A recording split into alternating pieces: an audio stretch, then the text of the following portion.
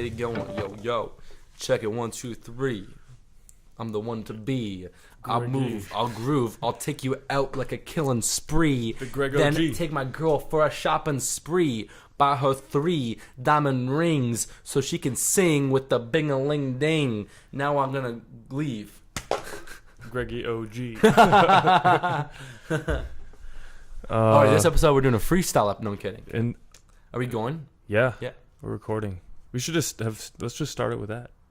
With a little rap? Thanks for listening to Greg rap here on Road to Rip. No, we're not putting that in there. No, we're not. It's in there. It's in there. Okay. It's in there. Thanks for listening to Greg rap here on the Road to Rip podcast today. All right, welcome to a new episode of the Road Trip podcast. And today we're going to be talking about 5 quote-unquote healthy foods that could very well be hurting your sexual performance in the bedroom. Yeah, they are. These are foods that are deemed healthy, but they are messing up your hormones. So these are things that you're definitely going to want to watch this entire episode, because there could be something you're eating every day that, believe it or not, is killing you downstairs. Yeah, and this might be somewhat controversial. I find that any time that I've done a video on YouTube, especially, or Facebook, but something where you talk about food and then you say that this is here's the research about it, because that's what we're going to do right now. We're going to say, like, we're not just making this up for fun. This is actually, it has research showing these effects on it in humans. So what we're going to do, I have the list right here, and we're going to go through it, and I'm going to talk about the research, these studies that they were showing us. But it's funny because when I did this on nuts, and I talked about the research on nuts, and all I did was disseminate the research. It wasn't my opinion, but people like got so offended but it's the most highly viewed video on my YouTube channel. And I don't get how people get offended by facts and research. Yeah. They're like, this is bro science bullshit.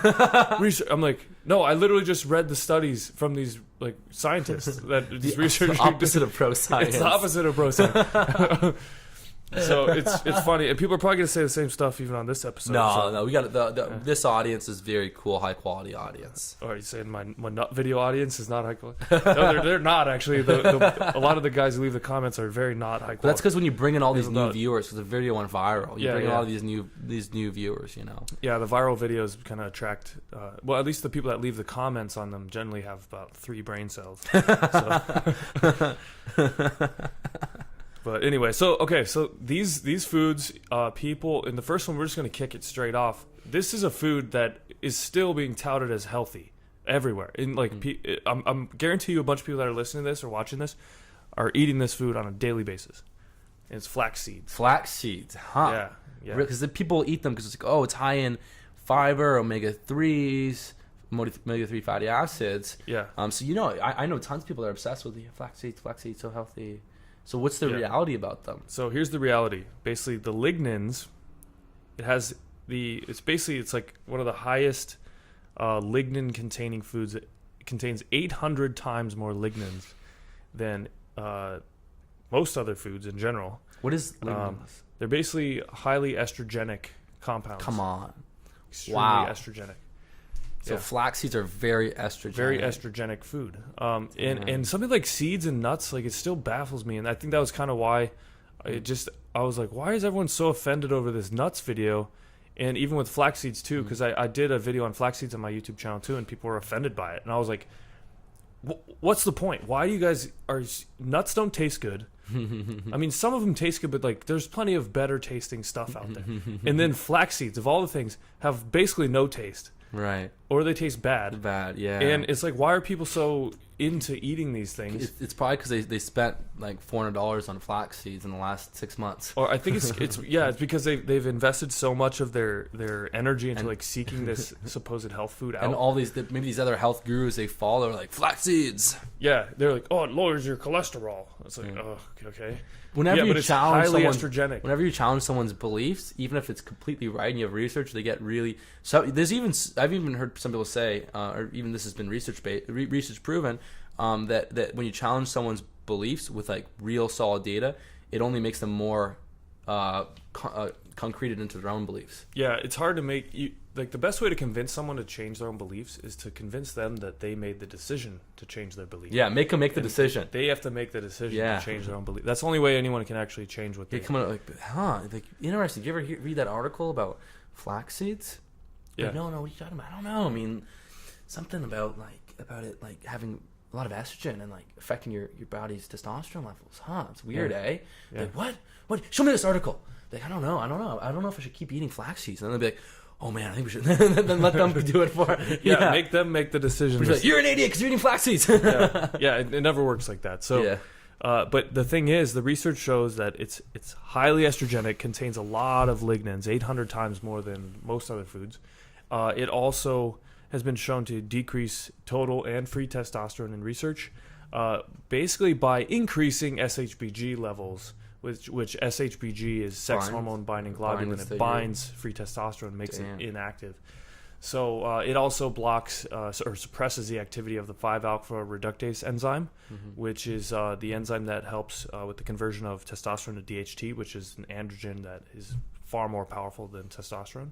And most people, which is the androgen far more powerful than testosterone? DHT. So DHT is responsible for all male characteristics, essentially. And so the like beer, beard. Yeah. Okay. Well, beard growth is a combination of testosterone and DHT. Okay. But however, like the thing voice is DHT or male sexual characteristics and that sort of stuff. Right. So, but the thing is, a lot of people also, and this is a topic for another episode, we won't get into this now, but they unfairly demonize DHT specifically for male pattern baldness. They say that that's the reason for male pattern baldness. However, the androgen theory of male pattern baldness has been debunked. In the meantime, it's just an urban legend at this point. So we'll get into the actual details on that in a later episode. But a lot of people still believe that, so they still go and do things that are suppressing their DHT when it's actually extremely harmful to them. And a lot of guys, if you go and they're taking things like Propecia, finasteride, these DHT blockers, saw palmetto. Some people it's fine. It's hurting their androgen. Some people it just destroys their body. It just ravages their endocrine system. There are support forums on the internet full of thousands and thousands of men, and there are massive class action lawsuits against these drug companies who make these DHT blockers, because a lot of guys just instantly will lose their sex drive within a week completely. And they have all sorts of problems with it. So you don't really want to mess with your DHT. You want to have optimal you want to have a balanced level of DHT. Right. You know, like anything else, you want to have cortisol is a stress hormone, but you don't want zero cortisol. It's important. Yeah. But you want a balanced level of all. Cortisol is what gets you up out of your sleep in the morning. Yeah, and it helps you get out of the way if some taxi is about to hit you on some crazy Uber driver's careening up the street towards you on the sidewalk. It's going to get you out of the way. But you want your hormone levels in a nice balance. So first on the list is flax seeds. They're highly estrogenic. They have a lot of human research showing very poor hormonal effects. So stop eating flax seeds. I mean, I don't really care if you eat them or not, but if you want to. And what about for women? I guess it could mess with increase their estrogen to like that. Let's see. There's actually something right here about women with a case known as hirsutism, which is basically when women grow excessive facial hair. Let's see. Flax seeds was helpful. She had very high testosterone levels. It caused her to develop this excessive high facial hair growth.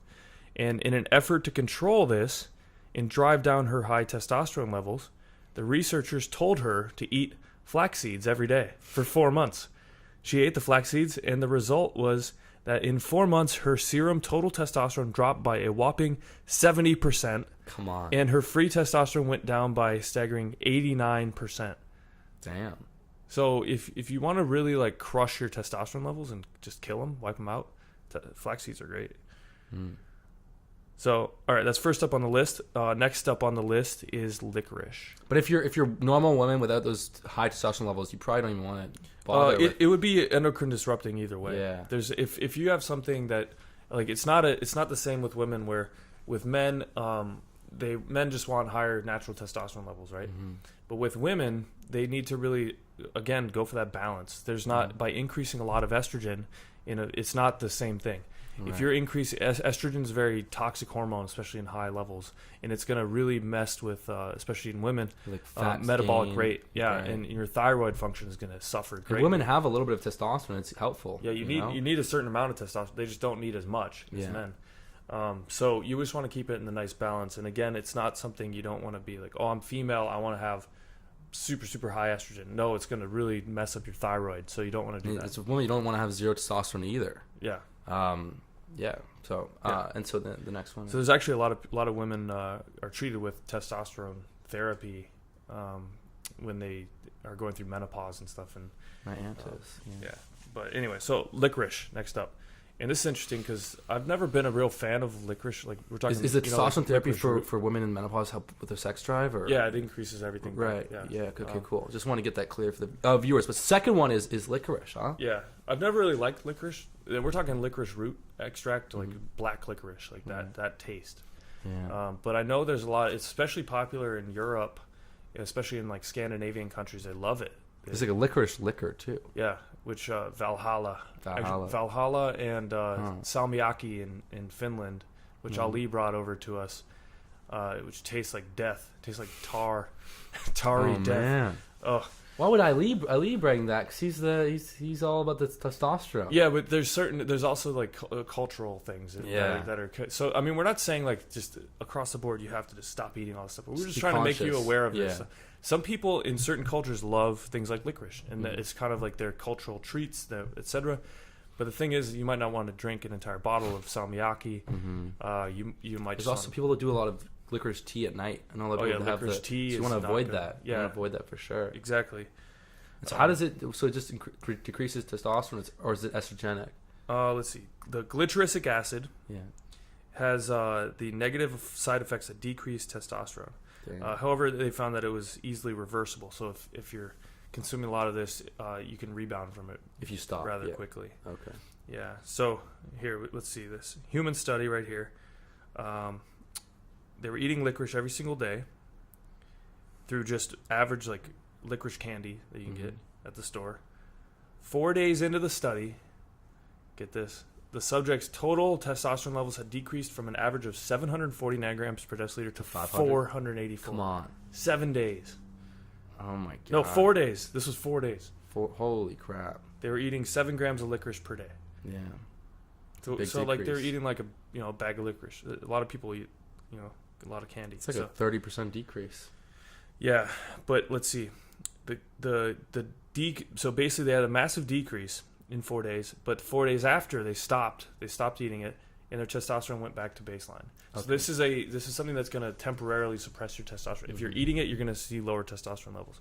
So you might not on your date might not want to go out for some licorice ice cream or whatever.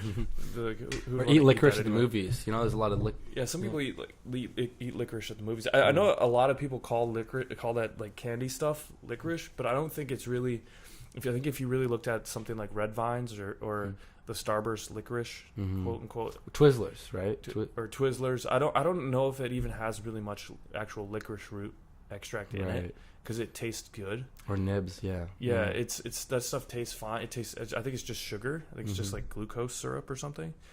So you might not just check the label, see some stuff, and there's a lot of like tonics and stuff with a lot of licorice in them.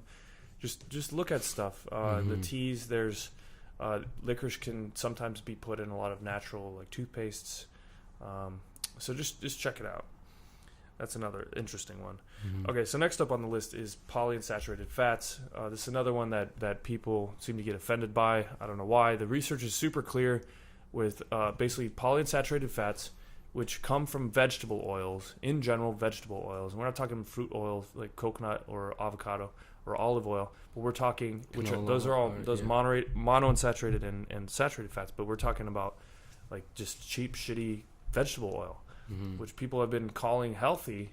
It's not healthy. Like this canola oil, the corn oil, soy oil, sunflower seed oil, all this stuff is just it's got weak bonds. They become toxic in your body. There's a ton of research showing that it's all anti-thyroid and anti-testosterone. So it's bad for your thyroid function, your metabolism, and your testosterone, huh? Yeah, so there's really no reason to eat these oils, and most of them you're going to find it in packaged foods.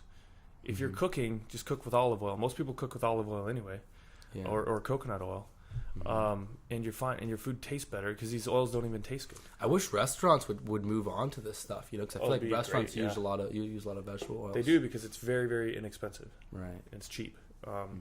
So, and they're usually frying stuff in it, so it's again not good anyway. But basically, you want to stick to saturated fats, monounsaturated fats. So next up on the list is... So that's your coconut oil, your butter, your olive oil. Yeah. Macadamia nut oil. Heard it's pretty high in mono. Yeah. Really high in mono, yeah. So the next one is mint. Wow. Yeah, which we talked about on the last episode. Yeah, because I had on the morning ritual episode, I was using a mint body wash, an aloe mint body wash. And your skin obviously absorbs a lot of stuff, so I might have to swap that out for honey almond body scrub. Honey almond, yeah. Yeah, so here let's check this out. So this study, there are 48 subjects.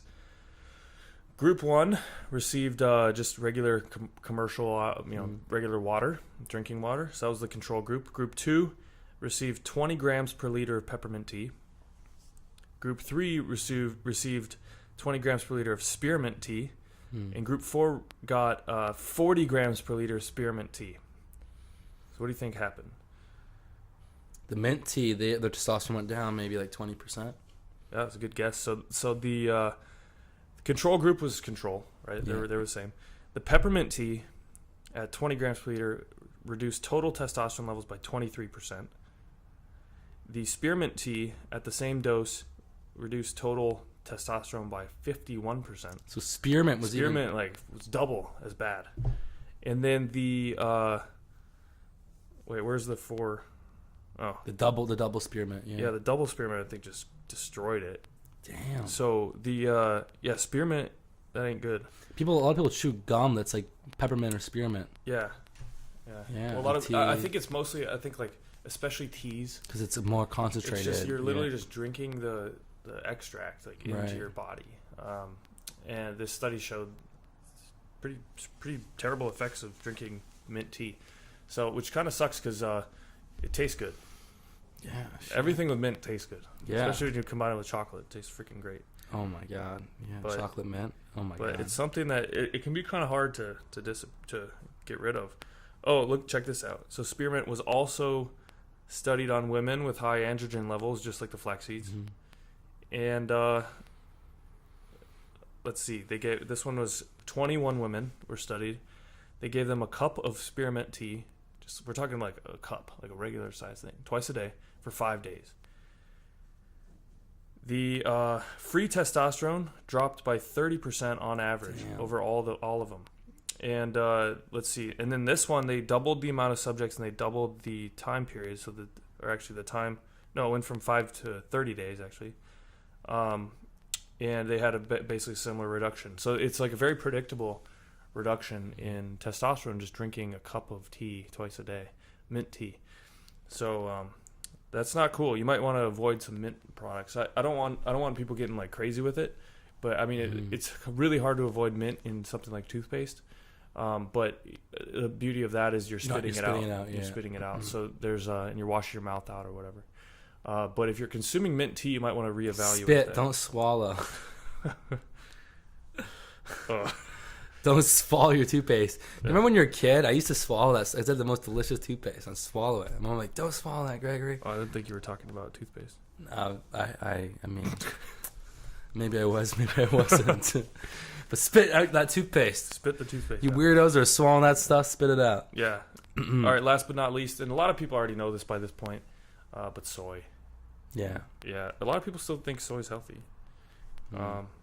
Basically, it contains a lot of compounds called isoflavones, which are phytoestrogens. And then there's also just the fact that a lot of soy is really, really cheaply produced, sprayed with massive amounts of pesticides. It's just not a good product at all. The only thing I love is those damn edamame. It's so tasty. I know they are pretty edamame. Good. With a little sea salt. Some sea salt, man. Yeah. But whatever. Once in a blue moon, who cares? You know? Yeah. But don't be eating that stuff. Don't be eating that soy every day. Yeah, I mean, here's a couple studies right here. We got high soy intake suppressed both testosterone and DHT production. We've got How much does it say? Because I know a lot of guys they'll go on these vegan diets and they'll do a lot of these tofurkey, like these soy based meat products, and they're really plummeting their testosterone levels. Yeah, let's check this out. We've got. Sorry, it's loading. No. Oh, this study had 99 men. The ones who ate the most soy had the lowest sperm count. Damn, killing your sperm count. Yeah. No here's a good one.